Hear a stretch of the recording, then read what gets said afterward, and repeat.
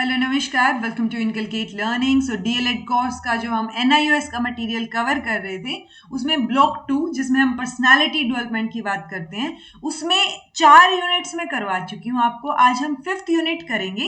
Conceptual है, आपको समझने की ज्यादा जरूरत है क्योंकि बीइंग अ टीचर आप में एक अलग लेवल की थिंकिंग स्किल होनी चाहिए कि आप किस तरीके से किसी टॉपिक को सोचते हैं। ठीक है, सो ये यूनिट 5 में हम डेवलपमेंट ऑफ सेल्फ की बात करते हैं और इसमें भी हम सेल्फ की जब बात करते हैं तो उसमें 4 कॉन्सेप्ट आपके इस पूरी यूनिट में एक्सप्लेन किए गए हैं और ये सारा का सारा एनआईओएस के मटेरियल से मैंने ये चीज उठाई है, मैं वो आपको कवर करवाने की कोशिश कर रही हूँ। एंड इसमें सेल्फ कॉन्सेप्ट की हम बात करेंगे कि वो कैसे बनता है, एटीट्यूड की बात करेंगे, परसेप्शन की बात करेंगे और मोटिवेशन की बात करेंगे। सो ये 4 कॉन्सेप्ट जो है इस डेवलपमेंट ऑफ सेल्फ में इंक्लूड किए गए हैं जिनको आज डिस्कस करना है। और फैक्चुअल चीजें ज्यादा नहीं है, ज्यादा क्या है ही नहीं, ऑलमोस्ट एक आधी चीज होगी, कोई नाम अगर आपको याद रखना पड़े तो, अदरवाइज आपको रटने वाली चीजें नहीं, आपको समझने वाली चीजें हैं। तो इसको बस ध्यान से सुन लीजिए, आपकी वो यूनिट जो है वो कंप्लीट कवर हो जाएगी और ये देखने के बाद, सुनने के बाद आप एक बार उस यूनिट से भी गो थ्रू कर सकते हैं। Okay, understanding children in inclusive context हम ओवरऑल पढ़ रहे हैं। ये जो कोर्स का नाम है 506 जो कोर्स का नाम है वो, this is presented by me Raveena. Videos informative लगे तो इनकलकेट लर्निंग को लाइक शेयर सब्सक्राइब कर दीजिएगा। काफी टाइम से मैंने DSSB के लिए वीडियोस नहीं डाली थी बिकॉज ये सारी वीडियोस DSSB के पीआरटी लेवल पे जो 100 मार्क्स की पेडागोजी आती है उसके लिए इंपॉर्टेंट है। स्टूडेंट्स का ये था कि चाहे कितने भी बच्चे देखें, आप तो अपनी तरफ से काम कीजिए अपना। तो बस मैंने अपना काम करना वापस से शुरू कर दिया है DSSB के लिए। तो कोशिश कीजिएगा कि इनको रेगुलरली देख पाए जो जो चीजें मैं अपलोड करूं। ओके जी, सबसे पहले बात आती है कि बच्चों में हमें सेल्फ कॉन्सेप्ट डेवलप करना है, कैसे होगा? तो कॉन्सेप्ट्स होते क्या हैं? कॉन्सेप्ट हम बोलते हैं ना कि कॉन्सेप्चुअल क्लैरिटी होनी चाहिए, यानी आपकी जो इमेजेस है ना दिमाग में, जैसे पियाजे ने बोला था स्कीमाज हैं।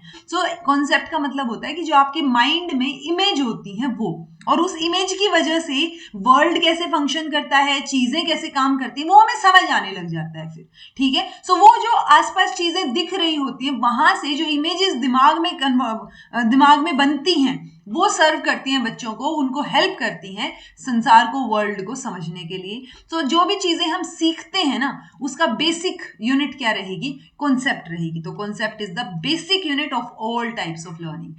किसी भी तरीके की चीजें, मान लो आप DSSB के लिए पढ़ रहे हो, किसी और एग्जाम के लिए पढ़ रहे हो, आपके दिमाग में आपको ये है कि ये वाली चीजें मुझे आनी चाहिए। वो लर्निंग हो रही है आपकी, और उस लर्निंग में आप सबसे पहले क्या करते हो? कॉन्सेप्ट क्लैरिटी की कोशिश करते हो। तो बेसिक यूनिट हमारी कॉन्सेप्ट हो गई। Okay, human beings obviously infancy की शुरू होती है। ह्यूमन बींग की लाइफ जो है इन्फेंसी से ओल्ड एज तक की अगर हम बात करें तो हम नए नए कॉन्सेप्ट सीखते हैं। कुछ एक पुराने होते जाते हैं, कुछ एक नई सिचुएशन में फिर नए सीखते हैं। कई बार पुराने वाले काम आ जाते हैं, ओल्ड इज गोल्ड वाली सिचुएशन, कई बार new may be the diamond. इसलिए पता नहीं चलता, हम अलग अलग तरीके से बहुत सारे, हम ऐसे गिनते नहीं है बट बहुत सारे कॉन्सेप्ट हम सीखते हैं over the period of time. Okay, जैसे हम बोलते हैं ना कि अभिमन्यु ने तो चक्रव्यूह भेदना जो है कहाँ सीख लिया था? माँ के गर्भ में ही सीख लिया था। तो जब कंसीव करने के बाद बच्चा जब बनना शुरू होता है ना, वहां से लेके जब तक आपकी मृत्यु होती है तब तक आप बहुत सारे कॉन्सेप्ट सीखते हो। ओके, इंडिविजुअल जो है वो डिफर करेंगे डेफिनेटली, उनका लेवल ऑफ कॉन्सेप्ट फॉर्मेशन क्या है, एज के बेसिस पे, इंटेलिजेंस के बेसिस पे और एक्सपीरियंस के बेसिस पे।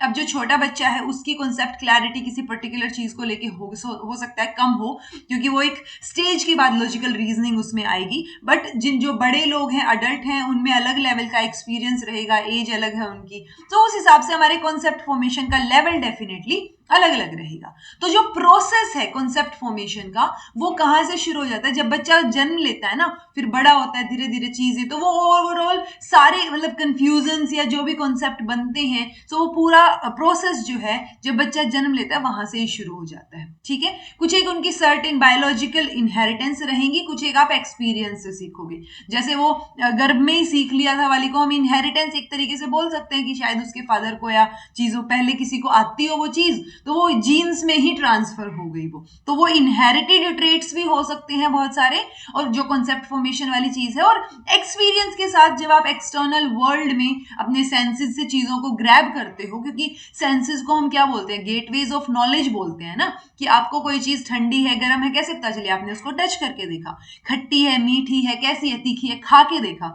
वो सेंसेस से आपको पता चलेगा, और सेंसेस से वो नॉलेज आपको मिली है कि अच्छा ये ठंडा है, तो सेंसेस को हम क्या बोल देते हैं, गेटवेज ऑफ नॉलेज बोल देते हैं। तो मतलब ये बहुत बेसिक सी चीजें हैं, ये आपको बाय डिफॉल्ट पता होनी चाहिए कि senses are the gateways of knowledge. एक तरीका है नॉलेज गेन करने का, यूजुअली हम इसको फिलोसॉफिकल वे में ज्यादा पढ़ते हैं। सो विद एनी चाइल्ड सब concept may be fully and accurately develop, हो सकता है किसी के पार्शियली डेवलप हो सकता है किसी के डेवलप हो ही ना। सो वो अलग अलग इंडिविजुअल पे डेफिनेटली वेरी करेंगी चीजें। सो इंडिविजुअल डिफरेंसेस जो है वो एग्जिस्ट करेंगे। कल्चरल इन्फ्लुएंसेस जो हैं वो भी कई बार कुछ एक एबिलिटीज की डेवलपमेंट में या फिर रिडक्शन में जो है एक अहम रोल निभाते हैं, क्योंकि कल्चरल इन्फ्लुएंस, कल्चर जो है वो इन्फ्लुएंस करेगा ना। आपको कई बार बोल नहीं देते हैं कि हमारे कल्चर में जो है ऐसे डांस नहीं करते, या ऐसे मतलब अभी क्या डांसर आजकल होता है ना कि कोरियोग्राफर डांसर, वो एक करियर है आपका। सो हो सकता है किसी पर्टिकुलर कास्ट में, किसी पर्टिकुलर कल्चर में, रिलीजन में कोई आपको घर में ये बोले कि हमारे यहाँ ऐसे नहीं होता, ठीक है। सो वो कल्चर इन्फ्लुएंसेस जो भी है, कल्चर की वजह से जो इन्फ्लुएंस होगा वो डेफिनेटली आपकी कुछ एक एबिलिटीज को इन्फ्लुएंस करेगा। ओके, देन अगर फर्दर बात करें तो कैसे डेवलप होंगी फर्दर चीजें। सो अर्ली एज डेफिनेटली बहुत क्रिटिकल होती है। हम कई बार बोलते हैं ना, हमने पियाजे के टाइम पे भी बोला था कि जो 3 से 5 साल की एज होती है उसमें अगर आप लैंग्वेज बच्चे को सिखाना चाहेंगे, ये वाइगोट्स्की ने बोला था आई थिंक। सो वो लैंग्वेज बहुत जल्दी सीखेगा, फास्ट सीखेगा। सो बच्चे को जितने कॉन्सेप्ट, जितनी चीजें आप सिखा सकते हो वो अर्ली एज में बहुत बेहतर तरीके से डेवलप हो सकते हैं उसके कॉन्सेप्ट, राइट। मल्टीलिंगुअलिज्म बहुत अच्छे से सीख सकता है वो। सो अर्ली एज बहुत क्रिटिकल होती है कॉन्सेप्ट्स के डेवलपमेंट के लिए, और उसके लिए डेफिनेटली आपको एक स्टिमुलेटिंग और बेटर एनवायरमेंट की जरूरत पड़ेगी। ओके, जब पेरेंट्स अगर इलिटरेट हैं, so it is not possible ना कि बच्चों मतलब एक अलग वे में उनसे डील करें। यानी कि अगर वो कई बार आजकल तो ऐसे स्कूल्स हैं जो कि आपको लिटरेट मतलब पढ़े लिखे पेरेंट्स होने चाहिए, उन्हीं के बच्चों को एडमिशन देंगे, राइट। सो वो क्योंकि एनवायरमेंट बहुत मैटर करता है, कि जो एनवायरमेंट है वो स्कूल में हम बेटर प्रोवाइड करेंगे, घर पे पेरेंट्स भी प्रोवाइड करें,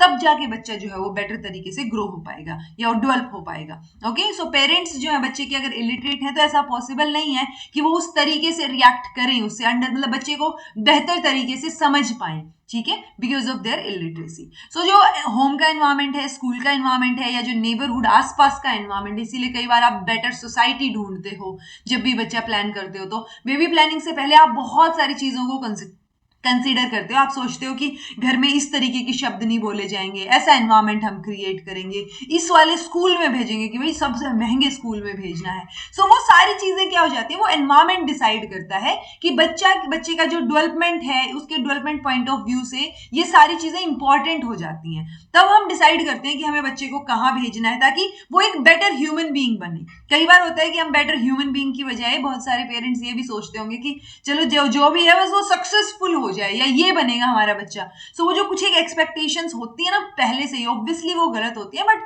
जो एनवायरमेंट है ओवरऑल, मैं ये समझाना चाह रही हूँ कि एनवायरमेंट का बहुत बड़ा रोल रहेगा जब सेल्फ कॉन्सेप्ट डेवलप होगा।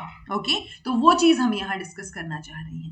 सो as children begin to understand the world around them, gradually they learn about different concept. So वही धीरे धीरे सीखेंगे जो कॉन्सेप्ट की, लाइफ का क्या कॉन्सेप्ट है, डेथ क्या होती है। अभी बच्चे को एकदम से तो 2 साल के 3 साल के बच्चे को तो नहीं पता होता ना डेथ क्या होती है। कई बार बहुत बार ऐसे आपने देखा होगा कि कई बार जो सैनिक होते हैं उनके जो अगर वो गुजर जाएं तो बच्चे को आप समझा नहीं पाते हो, 3 साल के बच्चे को, कि अब जो है पापा या मम्मी जो है अब नहीं आएंगे वापस, वो जा चुके हैं। तो उनको धीरे धीरे समझ आएगा कि लाइफ का, डेथ का, बॉडी फंक्शंस का, स्पेस का, सेक्स का, टाइम का, इन सारी चीजों का क्या रोल रहता है।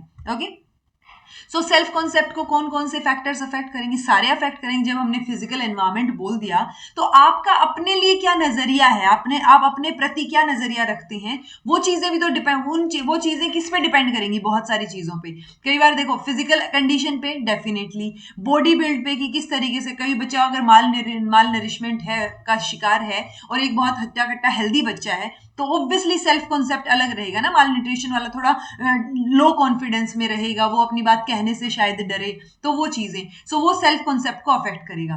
नेम्स और निकनेम्स, मतलब आजकल तो बच्चों के नाम भी ऐसे सोच समझ के रखे जाते हैं कि इसका कोई उल्टा मतलब निकाल के ना चिढ़ाए बच्चे को, राइट। तो वो चीज ध्यान रखनी जरूरी है कि बच्चे का नाम क्या है। इट्स लाइक आज के टाइम पे अगर बच्चा पैदा हो रहा है तो आप कांता प्रसाद थोड़ी ना नाम रखोगे उसका, ठीक है। तो वो सारी चीजें ध्यान रखनी बहुत जरूरी है, ठीक है। जैसे ये सारा अली खान है, उसकी कई बार वो खुद भी जोक करते रहती है ऑल्दो, बट बाकी भी वो बोलते रहते हैं कि खाना सारा का सारा, ठीक है। तो वो निकनेम्स जब पढ़ने लग जाते हैं ना, तो उस निकनेम का गलत इफेक्ट ना पड़े, ठीक है, वो आपको ध्यान रखना जरूरी है, क्योंकि निकनेम, आपका नाम क्या है, बच्चे का निकनेम क्या है, सो वो सेल्फ के कॉन्सेप्ट पे, अगर बच्चे का नाम ही आपने पप्पू रख रखा है, सो दिमाग में, सबके दिमाग में पप्पू की क्या इमेज होती है, राइट, कि बिल्कुल डम्ब सा बच्चा हो। सो वो चीज नहीं होनी चाहिए कि निकनेम आप इस तरीके के रखें। तो मतलब पॉइंट घूम फिर के ये है कि निकनेम या नेम जो है वो भी सेल्फ के कॉन्सेप्ट को अफेक्ट करेंगे।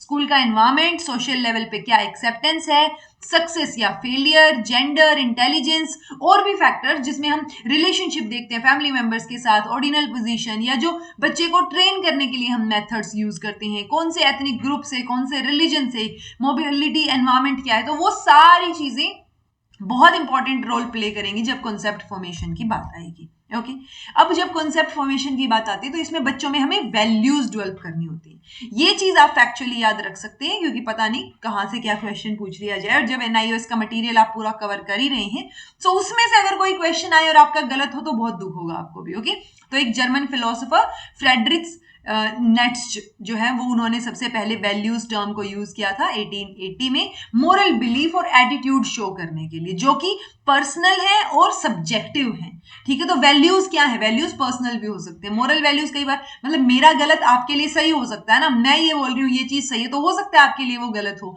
सो मोरल वैल्यू, जो वैल्यूज है बेसिकली वो मोरल बिलीफ को डिनोट करने के लिए, उनके एटीट्यूड को डिनोट करने के लिए यूज किया जाता है वर्ड, और वो पर्सनल रहती है और सब्जेक्टिव रहती है। हर एक सोसाइटी को अगर आप देखेंगे ना, जैसे मैंने अभी अभी आपको एग्जाम्पल दिया कि हमारे कल्चर में ऐसा नहीं होता, ठीक है, ऐसे घुंघरू पहन के नाचते नहीं है हमारे कल्चर में, ये कोई करियर नहीं होता, आप जाके टीचर बनो, डॉक्टर बनो, इंजीनियर बनो, वो वाली सिचुएशन। सो वो चीज क्या है, हर एक सोसाइटी की कुछ एक कैरेक्टराइज्ड वेल डिफाइंड वैल्यूज होती हैं, रूल्स होते हैं। तो वो वैल्यूज जो कि member to member pass on की जाती है, कि पेरेंट्स ने आपको बताया, आपने फर्दर बताया, तो वो generation to generation pass on होती रहती है, ठीक है। So values are what people consider important in life. So वो जरूरी है, इंपॉर्टेंट कंसीडर करते हैं हम उनको, जो वैल्यूज बोलते हैं जिनको। So they are acquired mostly by personal experience, या फिर सोसाइटी टू सोसाइटी वेरी करेंगी, तो वो जनरेशन टू जनरेशन ट्रांसफर होती जाएंगी। वैल्यूज किससे बनी है, डूज और डोंट से बनी है, कि ये करना है, ये नहीं करना है, ये सही है, ये गलत है, राइट। तो बहुत सारी कैटेगरीज हो जाएंगी ऐसे। तो पर्सनल वैल्यूज की, मुझे जो चीज सही लग रही है हो सकता है आपको गलत लगे, सो वो पर्सनल वैल्यूज हो गई। सोशल वैल्यूज की, सोसाइटी के लेवल पे। मोरल वैल्यूज, जब हम एथिक्स की बात करते हैं, कि ये वो जब राइट और रॉन्ग की बात करते हैं, तो वो मेजरली मोरल वैल्यूज में आ गया। Then spiritual values, cultural values, universal values. So बहुत तरीके की वैल्यूज हो सकती हैं जब भी हम वैल्यू की बात करेंगे या वैल्यू के टाइप्स में जाएंगे। बट यूजुअली आप देखेंगे कि बेबीज जब पैदा होते हैं तब तो वो मोरल या इमोरल नहीं होते, कोई उनको नहीं पता होता क्या सही है क्या गलत है, बट वो धीरे धीरे सीखते हैं। मतलब जब वो पैदा होते हैं तब उनके कोई मोरल स्टैंडर्ड्स नहीं होते हैं, बट जब वो अपने पेरेंट्स को देखते हैं, बाद में टीचर्स को देखते हैं, अपने क्लासमेट्स को देखते हैं, सोसाइटी को देखते हैं कि सोसाइटी की क्या एक्सपेक्टेशंस हैं उनसे, कि ये सही है, ये गलत है, ये आपको करना है, ये नहीं करना है, राइट। सो वो ग्रेजुअली सीखते हैं सबसे। इसीलिए हम बोलते हैं कि कहां से सीखेंगे, आसपास से सीखेंगे, तो आसपास अच्छा होना जरूरी है। एटलीस्ट कोशिश की जा सकती है कि जितना बेहतर हो उतना। ओके, सो फाउंडेशन जो रहेगा मोरल डेवलपमेंट का, वो अर्ली बेबीहुड में, चाइल्डहुड में ही हो जाता है, कि वहां से ही बच्चे को पता चलने लग जाता है। अगर बच्चा बिल्कुल छोटा है और वो घर में लड़ाई झगड़ा देख रहा है, सो वो मतलब क्या, या फिर हो सकता है बच्चा धीरे धीरे बड़ा होते होते उसने देखा हो कि पेरेंट्स कैसे लड़ते रहते हैं, या पेरेंट्स अगर प्यार से रहते हैं तो अलग सिचुएशन रहेगी बच्चे की। क्योंकि कई बार आप देखेंगे कि जो बच्चा देख लेता है कि मतलब ये जब से बचपन से देख रहा हूं तब से लड़ ही रहे हैं, यानी कि हो सकता है हस्बैंड वाइफ लड़ने के लिए ही बने हों, सो वो या तो वो उससे दूर हट जाएगा, उस इंस्टीट्यूशन से ही दूर हट जाएगा कि फर्दर बड़ा होकर वो शादी ही ना करना चाहे, बिकॉज उसने बचपन से ही चीजों को देखा है गलत होते हुए।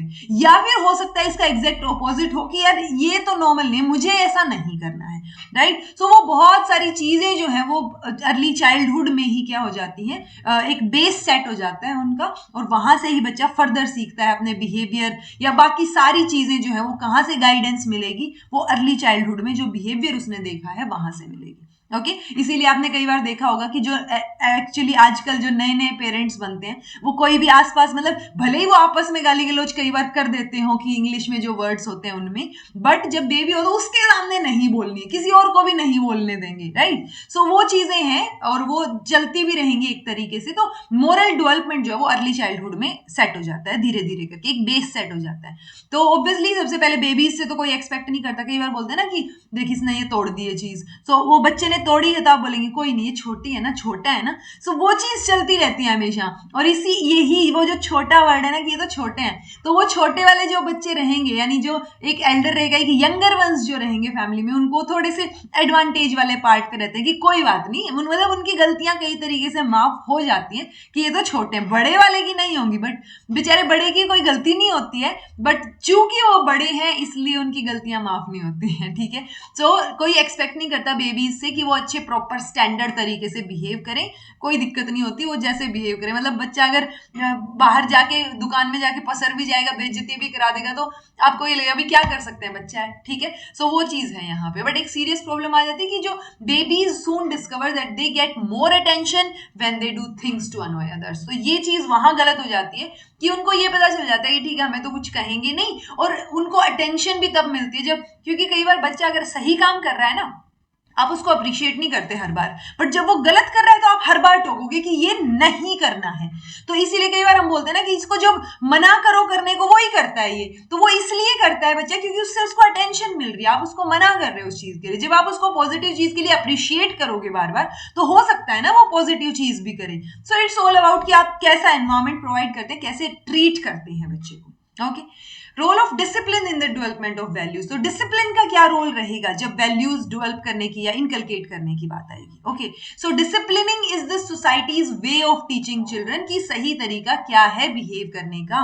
सो आपकी पर्टिकुलर सोसाइटी में कोई एक पर्टिकुलर चीज रहेगी कि भाई ये नहीं करना है, ठीक है, तो वो आप उनको एक डिसिप्लिन्ड वे में रखते हो, स्ट्रिक्ट डिसिप्लिन में रखते हो कि बच्चों को पहले से ही बचपन से पता है कि ये चीज तो नहीं होनी चाहिए फैमिली में, ये कभी एक्सेप्टेबल नहीं होगी। ओके, तो वो चीज वहां रहेगी कि डिसिप्लिन जो है वो वैल्यूज इनकलकेट करने में बहुत हेल्प करेगा। उसका गोल बस यही रहता है कि हम बच्चे को ये बताएं कि क्या गलत है क्या सही है, और जो सही है मतलब ये सही है तो इसको अप्रूव किया जाएगा, ये गलत है तो इसको डिसअप्रूव किया जाएगा, सही है तो इसको मोटिवेट किया जाएगा, और अगर गलत कर रहे हैं तो उसको डीमोटिवेट किया जाएगा या पनिश भी किया जाएगा। सो अर्ली चाइल्डहुड ईयर्स जो है वहां पे एम्फेसाइज किया जाता है कि उन चीजों मतलब अगर आप गलत चीज कर रहे हो जो विलिंगफुली आपने गलत की है, उनके ऊपर पनिशमेंट दी जाए कि बच्चे ने जानबूझ के वो ग्लास तोड़ा है, तो वो जानबूझ के, जब आपको पता है कि इसने जानबूझ के तोड़ा, इसने पहले भी एक बार तोड़ा था और हमने इसको समझाया था कि ये चीज गलत है, बट अगर उसने वापस से अटेंशन ग्रैब करने के लिए वो तोड़ा तो वहां पे पनिशमेंट देना जरूरी है कि आप पर्पसफुली ये चीज वहां सेट करें कि नहीं भाई ये गलत है, ये एक्सेप्टेबल नहीं है। आप ऐसा नहीं हो सकता कि आप कुछ भी मांग लोगे और हम दे देंगे, राइट। तो वो चीज जरूरी है कि आप वहां पे उनको ना बोलना सीखें कि कोई बात नहीं थोड़ी देर रो लेंगे बाद में ठीक हो जाएंगे। ओके, सो कई बार वो बच्चों को एक पैटर्न समझ आता है ना कि बस एक बार आंसू टपका, रोए और पेरेंट्स ने बात मान ली। सो वो चीज नहीं होनी चाहिए, वो आपको देखना पड़ेगा कि किस तरीके की पेरेंटिंग आप दें, किस तरीके का डिसिप्लिन आप सिखाएं। सो वो किस तरीके का हो, उसमें 3 तरीके मेजरली हम पढ़ लेते हैं, अथॉरिटेरियन, परमिसिव और डेमोक्रेटिक। नाम से भी आपको पता चल रहा होगा। जब अथॉरिटेरियन यानी अथॉरिटी, सो इसमें एक कहावत है, to spare the rod means spoiling the child, यानी अगर आप वो वो होता है ना हरियाणा में बोलते हैं लठ नहीं उठाया तो बच्चा बिगड़ जाएगा। सो वो जब वो गलत करे तो आपको उसको पनिश करना जरूरी है। सो अथॉरिटेरियन में सारी की सारी authority, parents, care taker, teachers, वो जो रूल्स एस्टेब्लिश करती हैं, अगर बच्चे उनसे एडहियर हुए तो वो एक्सपेक्ट किया जाता है कि वो एडहियर हों। अगर वो उन्होंने वो रूल्स नहीं माने, कुछ गलती की, तो उनको पनिशमेंट मिलेगी। सो वो पनिशमेंट यहाँ पे दी जाएगी अगर आपने वो चीज नहीं मानी है तो। सो ये अथॉरिटेरियन में रहेगा। ओके, तो अथॉरिटेरियन में बेसिकली ऐसा है कि जब मैंने बोल दिया वही है, आपको वही करना है, आपके पास कोई और ऑप्शन नहीं है। जो मैं बोल रही हूँ, पेरेंट्स कई बार बोलते हैं ना कि क्योंकि मैं बोल रही हूँ ये बात गलत है तो गलत है, बात खत्म। ओके, परमिसिव में क्या रहेगा, यहाँ पे it developed as a revolt against the authoritarian discipline. So ये अथॉरिटेरियन का एग्जैक्ट ऑपोजिट है कि इसमें हम कुछ नहीं कह रहे हैं बच्चे को, ना ये कुछ मतलब डांट रहे हैं ना अप्रिशिएट कर रहे हैं, दोनों ही चीजें हैं यहाँ पे। ओके, सो वो चीज यहाँ देखने को मिलेगी इस फिलोसफी में। Children would learn from the consequences जो हमने रूसो में भी एक बार पढ़ा है, अगर आपने कभी रूसो की वीडियो देखी हो या पढ़ा हो, सो उसमें उन्होंने क्या बोला था कि अगर जो एमील था लड़का, मतलब नाम एक कैरेक्टर का, सो एमील ने अगर विंडो तोड़ दी है, सो वो विंडो का आपको उसको पनिशमेंट नहीं देना है उस विंडो तोड़ने का, बट जब उस टूटे हुए रूम की विंडो, मतलब उस टूटे हुए विंडो वाले रूम में बच्चा सोएगा तो उसको ठंड लगेगी रात को, सो उसको ऑटोमेटिकली पता चल जाएगा कि ये गलत हुआ। तो कॉन्सिक्वेंसेस से सीखते हैं आप कि सोशली कौन सी चीज अप्रूव की जाएगी और कौन सी नहीं की जाएगी। Okay, consequently children were not taught rules, they were not punished for wilful breaking, nor they were rewarded. तो मैंने जो आपको बताया कि परमिसिव में ना आप उनको रिवॉर्ड दे रहे हो ना ही आप उनको पनिशमेंट दे रहे हो। ओके, सो ये अथॉरिटेरियन का एग्जैक्ट ऑपोजिट हो गया। अथॉरिटेरियन में हम पनिशमेंट भी दे रहे हैं, रिवॉर्ड भी दे रहे हैं, सब कुछ चीजों को रोक रहे हैं, कंट्रोल कर रहे हैं। सो अथॉरिटी वर्ड से आप कंट्रोलिंग वर्ड याद रख सकते हैं। परमिसिव में इट्स लाइक परमिशन वाला वर्ड से थोड़ा रिलेट करके याद कर सकते हैं कि इसमें कुछ नहीं बोला जा रहा है, आपको ऐसे खुले सांड की तरह छोड़ दिया है। ओके, सो डेमोक्रेटिक में इन दोनों का मिक्सचर रहेगा। ओके, डेमोक्रेटिक में आपसे सजेशन मांगे जा रहे हैं, आपको लॉजिकली बताया जा रहा है कि ये, आप अगर उनको बोल रहे हैं कि ये चीज नहीं करनी है तो क्यों बोल रही है। सो वो लॉजिक जब बच्चों को मिल जाएगा, वो एक वो रीजन मिल जाएगा, तो वो उनकी वो जो क्यूरियोसिटी है वो शांत हो जाएगी। और जब क्यूरियोसिटी उस टाइम के लिए शांत हुई तो बच्चा भी फर्दर इंक्विजिटिव बनेगा कि वो आगे भी फर्दर क्वेश्चन पूछता रहे जब उसको लगे कि नहीं नहीं ये तो गलत है, क्यों आप ऐसा क्यों बोल रहे हो। ठीक है, तो वो रीजनिंग जब दी जाए, जब उनसे डिस्कशन में उनको शामिल किया जाए, और वो रूल्स जो उनको फॉलो करने हैं वो क्यों फॉलो करने हैं, उससे क्या फायदा होगा उनका, क्या जो है फायदा होगा सोसाइटी का, तो वो सारी चीजें यहाँ पे प्रेज भी मिलेगी। और पनिशमेंट मतलब वो हो जाता है कि थोड़ी सी आप कम लेवल पे रहते हो क्योंकि आप रीजन दे रहे हो। ओके, और पनिशमेंट मिलेगी तो क्यों मिलेगी, वो क्यों बताया जा रहा है लॉजिकली, सो वो डेमोक्रेटिक डिसिप्लिन रहेगा।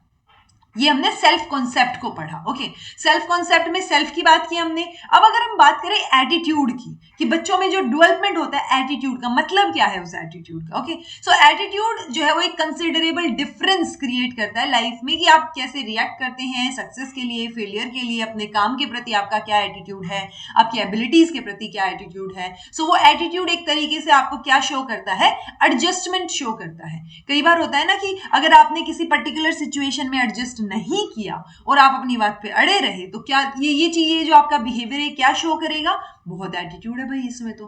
ठीक है, तो वो एटीट्यूड तो सब में ही होता है, बट किस तरीके का एटीट्यूड है वो देखने लायक चीज है। तो एटीट्यूड एक तरीके से एडजस्टमेंट शो करता है, चाहे किसी पर्सन के साथ हो, किसी ग्रुप के साथ हो, या इंस्टीट्यूशन की तरफ हो। सो जब आप एडजस्ट करते हैं सो वो आपका एडजस्टेबल एटीट्यूड शो करेगा। ओके, सो एटीट्यूड बनता कैसे है, वो भी डेफिनेटली एनवायरमेंट का बहुत बड़ा रोल रहेगा कहीं ना कहीं।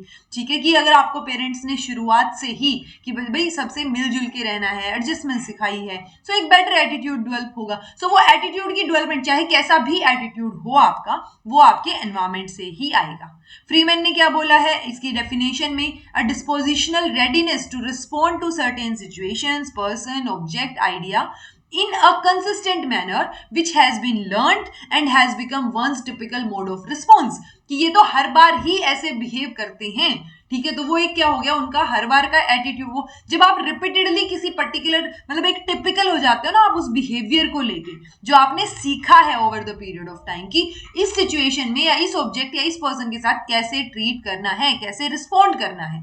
सो वो जो रिस्पॉन्स है आपका वो एक टिपिकल रिस्पॉन्स बन जाए और आप रिलेटिवली उसको फ्रिक्वेंटली करते जाएं, सो वो एक तरीके से एटीट्यूड बन जाएगा, ऐसा फ्रीमैन का कहना है।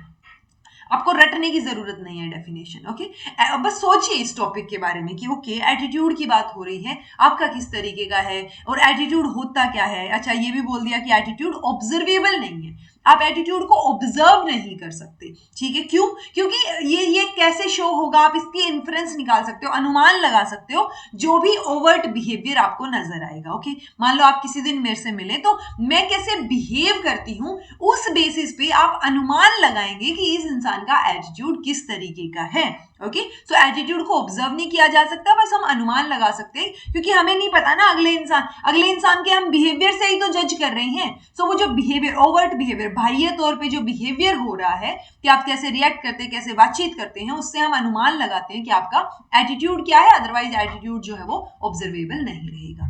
कंपोनेंट्स ऑफ एटीट्यूड में भी वही सारी चीजें आ जाएंगी कि मेजर तो बिहेवियर, जो भी कंपोनेंट्स हैं वो बिहेवियर में रिफ्लेक्ट होंगे आपके। ओके, एटीट्यूड आपकी नॉलेज पे, लॉजिकल रीजनिंग पे और रैशनल चीजों पे डिपेंड करेगा। बेसिकली आप बोलेंगे तभी तो आपकी नॉलेज का और चीजों का पता चलेगा, राइट। एटीट्यूड जो है वो फीलिंग एलिमेंट भी, इसके अंदर इमोशन, आप किस तरीके से बात करते हैं, ओवरऑल तो बातचीत ही, उसके अलग अलग कंपोनेंट्स हम बता रहे हैं। नॉलेज बता दिया हमने, फीलिंग या एक इमोशनल एलिमेंट हमने बताया, और थर्ड बिहेवियर तो है ही, फिर आपकी कैसे रिएक्ट करते, एक्ट क्या है आपका, ओवरऑल एक्ट क्या है, ठीक है। सो वो चीज, सो ओवरऑल ये कंपोनेंट्स रहेंगे एटीट्यूड के, आपको रटने की जरूरत नहीं है। बस एटीट्यूड मतलब सामने वाले के बिहेवियर के बेसिस पे आप जज कर रहे हो कि किस तरीके का एटीट्यूड है, अदरवाइज एटीट्यूड को आप इन्फ्रेंस, अनुमान लगा रहे हो, इन्फर कर रहे हो, रादर देन आप उसको ऑब्जर्व कर रहे हो। ओके, डेवलपमेंट कैसे होगा बच्चों में एटीट्यूड का?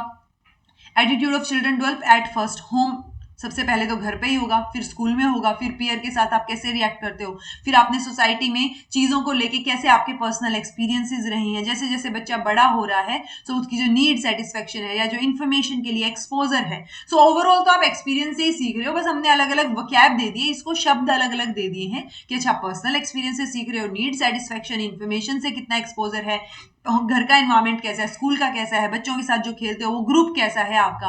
सो और पुअर नॉलेज, अगर आपका एटीट्यूड का फॉर्मेशन जो है वो अगर पुअर नॉलेज है तो बाद में इश्यूज आपके बढ़ते जाएंगे, ठीक है। So are more likely to change with the increase in knowledge about the issue.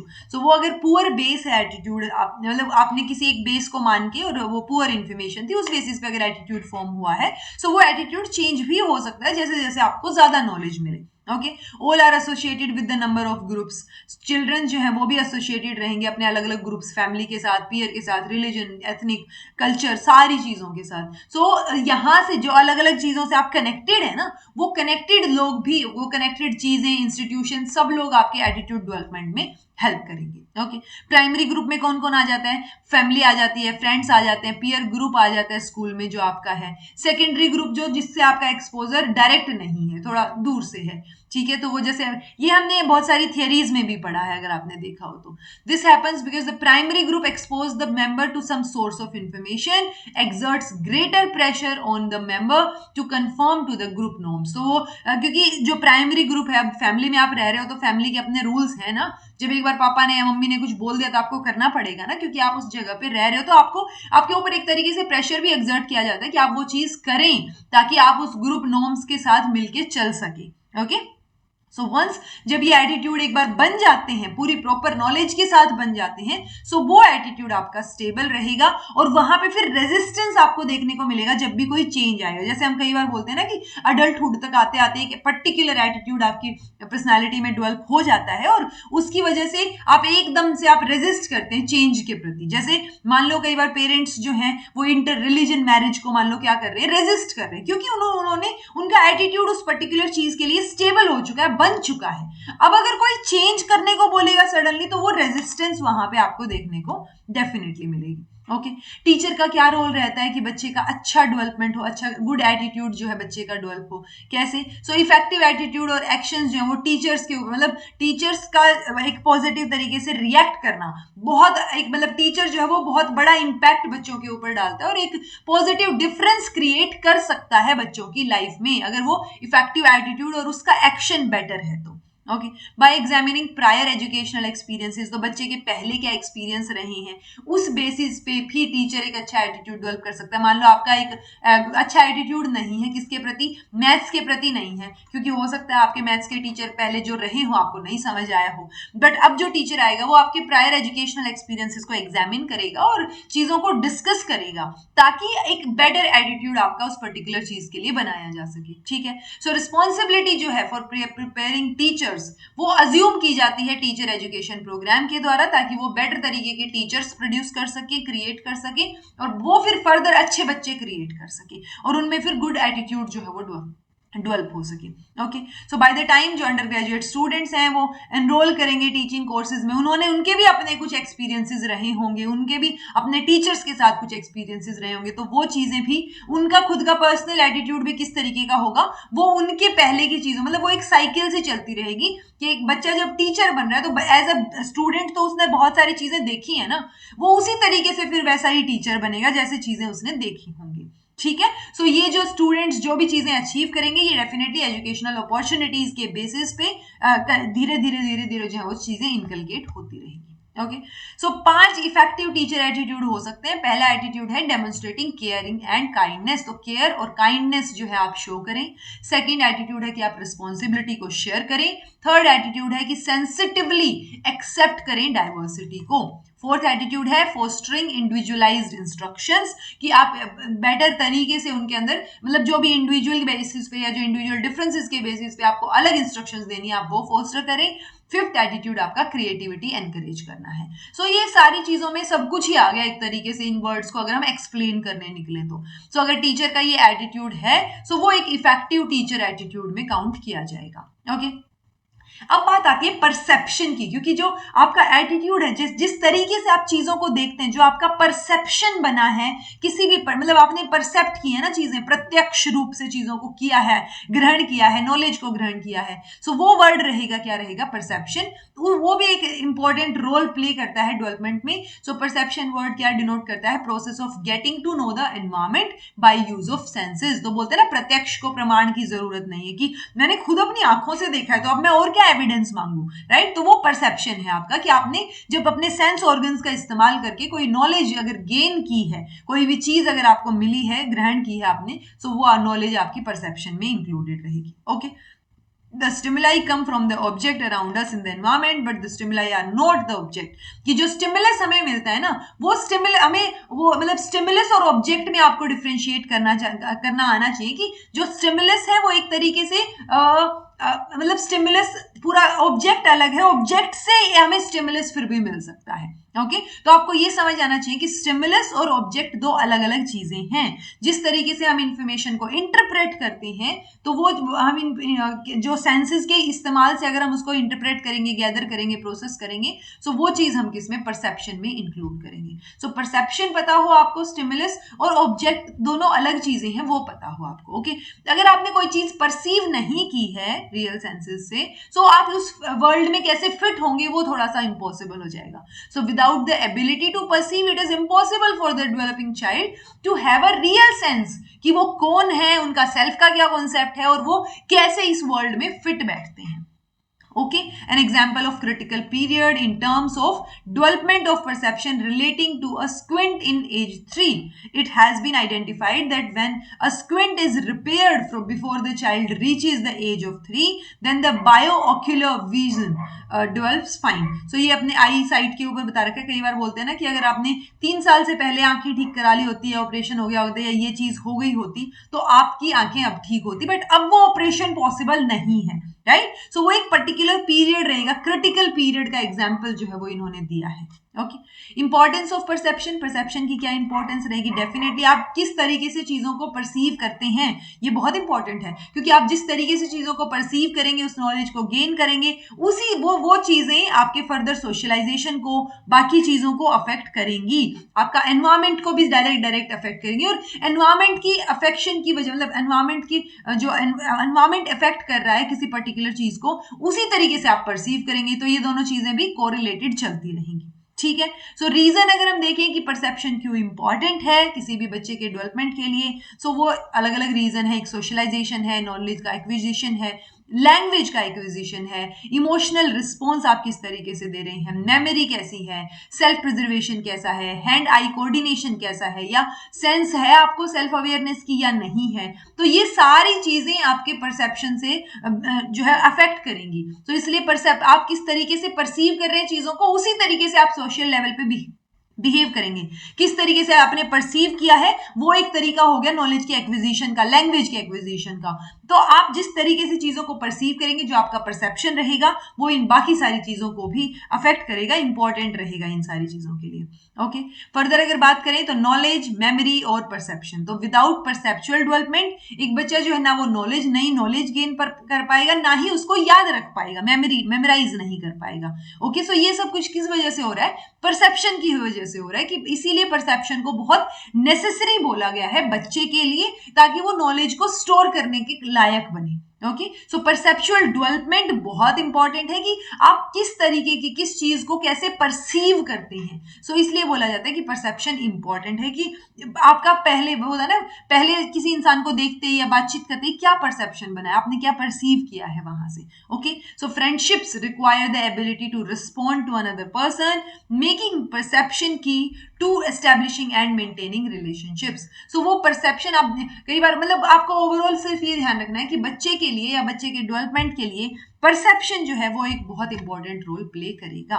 So perceptual development बहुत क्रूशियल है जब बच्चे, मतलब स्टार्टिंग में बच्चे के लिए। तो उस किस लिए, जो आपका हैंड आई कोऑर्डिनेशन है या सोशलाइजेशन है, उन सारी चीजों के लिए, प्लस वाइटल किसके लिए हो जाएगा, मेमोरी के लिए, सेल्फ अवेयर, जो हमने अभी तक 4-5 पॉइंट वो जो पढ़े थे पॉइंट्स, वही चीजें यहाँ पर एक्सप्लेन की गई है। ओके, अब प्लेइंग का क्या इंपॉर्टेंस रहेगी? जो इंपॉर्टेंस है कि खेल वाली चीज ना, कि बच्चे को खेल खेल में सिखाना। सो वो खेल खेल में सिखाने वाली सिचुएशन कैसे एक बेटर परसेप्शन डेवलप कर पाएगी, वो चीज यहाँ पे बात की गई है। So there is a long history किसकी, डेवलपमेंटल थियरी की और रिसर्च कंसर्निंग प्ले, कि किस तरीके से परसेप्शन डेवलप होगा और वो प्ले का क्या इफेक्ट रहेगा उसके ऊपर। ओके, इनफैक्ट आज वो इमोशनल प्रॉब्लम से डील करने के लिए प्ले थेरेपी तक होती है, जो साइको एनालिटिकल थियरिस्ट अगर हम उनको पढ़ेंगे, सो वो प्ले थियरीज यूज करते हैं, वो प्ले एक मेथड है, उसको यूज करते हैं कि कैसे बच्चे से बातचीत की जाए, क्योंकि बच्चा आपके साथ कंफर्टेबल रहेगा, तब जाके आप उसके साथ बातचीत कर पाएंगे। सो उसके लिए भी इमोशनल प्रॉब्लम्स को सॉल्व करने के लिए प्ले थेरेपी यूज की जाती है। जीन पियाजे एस्टेब्लिश करते हैं एक लिंक बच्चों, मतलब प्ले और ग्रोथ ऑफ इंटेलिजेंस में। He believe that play serves as a vehicle for learning. तो प्ले इंपॉर्टेंट है। लेवे वाइगोत्स्की के अकॉर्डिंग भी, कि प्ले तो one of the most important source है डेवलपमेंट का और चीजों को सीखने का। सो वो भी खेल खेल में चीजों को सिखाने में बिलीव करते हैं, और हमें ये चीज याद रखनी है कि प्ले एक बहुत इंपॉर्टेंट रोल प्ले करता है। Okay, play important role play करता है। सो ही बिलीव्स कि जब प्ले कर, मतलब ड्यूरिंग प्ले डेवलपमेंट जो होता है, प्ले एक क्रिएट कर देता है zone of proximal development, ZPD develop कर देता है। सो और जेडपीडी तो इंपॉर्टेंट हमने लेवे वाइगोत्स्की के उसमें मानना ही है। सो ओवरऑल आपको ध्यान रखना है कि प्ले जो है आपका, वो इंपॉर्टेंट रोल प्ले करेगा परसेप्शन के डेवलपमेंट में। ओके, ये फर्दर और एंडलेस चीजें हैं जो आप पढ़ सकते हैं, बट आपको इंपॉर्टेंट सिर्फ इतना सा याद रखना है कि खेल की बहुत ज्यादा भूमिका रहेगी। मोटिवेशन की क्या भूमिका रहेगी? डेफिनेटली आप, अगर बच्चे नेचुरली क्यूरियस है, मन है उनका किसी चीज को करने का, सो वो एक ड्राइव मिल रही है ना उनको अंदर से ही। सो हम एक्सट्रिंसिक और इंट्रिंसिक दो तरीके के मोटिवेशन की बात करते हैं। एक मोटिवेशन अंदर से ही बच्चों को मिल रहा है, और एक जो है उनको बाहर से मिल रहा है। पेरेंट्स बोल रहे हैं कि अगर तुम फर्स्ट आए तो आपको ये प्राइज मिलेगा, वो आपका एक्सटर्नल मोटिवेशन हो गया। तो बहुत सारे फैक्टर्स इसमें कंसिडर किए जाएंगे, और one of the most influential internal factor अगर हम देखें तो वो बच्चे का मोटिवेशन है, कि वो किस तरीके से मोटिवेटेड है किसी पर्टिकुलर काम को करने के लिए। तो मोटिवेशन बहुत इंपॉर्टेंट रोल प्ले करेगा। कैरेक्टरिस्टिक क्या रहेंगी? यंग चिल्ड्रन की अगर बात करें तो वो इंट्रिंसिकली ज्यादा मोटिवेटेड रहते हैं, सिंस जो इंट्रिंसिकली मोटिवेटेड एक्टिविटी है वो is more rewarding, and in and of itself children learn more from this sort of activity. So वही जो मैंने अभी आपको बताया कि इंट्रिंसिकली अगर आप मोटिवेटेड हैं तो आप बेटर सीख पाएंगे किसी भी पर्टिकुलर चीज को। एक्सट्रिंसिक मोटिवेशन कई बार कुछ एक टाइम के लिए ही होता है, तभी हम बोलते हैं ना कि जो मोटिवेशन से रिलेटेड अगर आप वीडियोस देखोगे तो वो कुछ टाइम के लिए आपको मोटिवेट कर पाएंगे, because that is extrinsic motivation. तो एक इंट्रिंसिक मोटिवेशन ढूंढिए किसी चीज को करने के लिए। ओके, मोटिवेशन को डेवलप कैसे किया जाएगा? तो बहुत सारे नंबर ऑफ बिहेवियरल कैरेक्टरिस्टिक्स जो हैं वो इंडिकेट करती है कि भाई इस इंसान में हाई मोटिवेशन, एनर्जेटिक आप नजर आएंगे एक तरीके से। ठीक है, परसिस्टेंस जो है वो एबिलिटी है to stay with the task for reasonably long period of time. तो वो परसिस्टेंस भी आपकी इंट्रिंसिक मोटिवेशन से ही आएगी, कि आपका मन करेगा उस चीज को करने के लिए। ठीक है, चॉइस ऑफ चैलेंज वो भी एक फैक्टर है, कैरेक्टरिस्टिक है मोटिवेशन की, कि आपका वही अगेन घूम फिर के इंटरेस्ट पे ही चीजें आ रही हैं। तो children who who experience success in meeting one challenge will become motivated. कि अगर choice of challenge, it's like आपने एक choice रखी कि ये challenge अच्छा है, उसमें आपको एक step पे अगर success मिली है तो आप दूसरे step पे जाना चाहेंगे क्योंकि आप अब extrinsically motivated हो गए हैं उस success को experience करके. Okay, amount of dependency on adult, ये भी मोटिवेशन का जो है एक फैक्टर रहेगी कि इंडिकेटर है ये मोटिवेशन का.